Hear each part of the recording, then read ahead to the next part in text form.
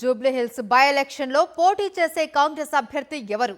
Ticket ఆశిస్తున్న నాయకుల సంఖ్య ఎక్కువగా ఉంది. దీంతో వీలైనంత తొందరగా అభ్యర్థిని ఖరారు చేయాలి అని కాంగ్రెస్ భావిస్తుందా? ఉప ఎన్నిక కోసం నియమితులైన ముగ్గురు ఇన్ఛార్జి మంత్రులు అభ్యర్థి ఎంపికను సులువుగా చేస్తారా లేక సంక్లిష్టంగా మారుస్తారా? జూబ్లీహిల్స్ ఉప ఎన్నికను ప్రతిష్టాత్మకంగా తీసుకున్నామని మూడు ప్రధాన రాజకీయ పార్టీలు అంటున్నారు. ఇప్పటికే విపక్ష బీఆర్ఎస్ తమ అభ్యర్థి పేరును ఖరారు చేసింది. దివంగత ఎమ్మెల్యే మాగంటి గోపీనాథ్ సతీమణి మాగంటి సునీత పేరును ఈ మధ్యనే ప్రకటించి ప్రచార వేగాన్ని పెంచారు. అధికార కాంగ్రెస్ తరపున పోటీ చేసే అభ్యర్థి ఎవరు అనేది ఉత్కంఠభరితంగా మారింది. ఈ ఉప ఎన్నికల్లో ఎలాగైనా సరే గెలవాలనే పట్టుదలతో ఏకంగా ముగ్గురు మంత్రులను ఇన్ఛార్జీలుగా నియమించింది హస్తం పార్టీ. మంత్రులు వివేక్ వెంకటస్వామి, పొన్నం ప్రభాకర్, తుమ్మల నాగేశ్వరరావు ప్రస్తుతం ఈ బై ఎలక్షన్ బాధ్యతలను చూస్తున్నారు. ఈ ముగ్గురు జూబ్లీహిల్స్ నియోజకవర్గంలో విస్తృతంగా పర్యటిస్తున్నారు.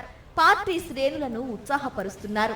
కాంగ్రెస్ టికెట్ ను ఆశిస్తున్న వారి నేతలు ముగ్గురికి పైగానే ఉండటంతో ఎవరికి టికెట్ లభిస్తుందనేది ఆసక్తికరంగా మారింది.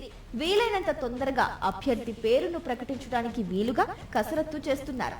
ఇంకా ఈ విషయంలో ఆలస్యం చేస్తే పార్టీ శ్రేణులకు తప్పుడు సంకేతాలు వెళ్తాయని రాష్ట్ర కాంగ్రెస్ నాయకత్వం భావిస్తోందని సమాచారం. ఉప ఎన్నిక టికెట్ రేసులో నవీన్ యాదవ్, అంజన్ కుమార్ యాదవ్, బొంతు రామ్మోహన్ తో పాటు మరో ముగ్గురు నేతలున్నారు.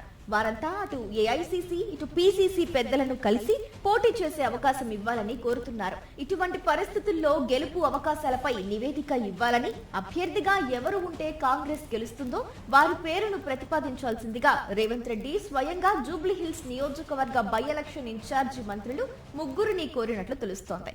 CM Revanth Reddy, PCC chief Mahesh Kumar Goud తో పాటు ముగ్గురు ఇన్ఛార్జి మంత్రులు వివేక్, పొన్నం, తుమ్మల పాల్గొన్న సమావేశంలో మూడు పేర్లను ఫైనల్ చేసి ఢిల్లీ పెద్దలకు పంపాలని నిర్ణయం తీసుకున్నారు. ఈ నేపథ్యంలో ఈ ముగ్గురు మంత్రులు ఎవరి పేరును ప్రతిపాదిస్తారు అన్నది ఆసక్తికరంగా మారింది.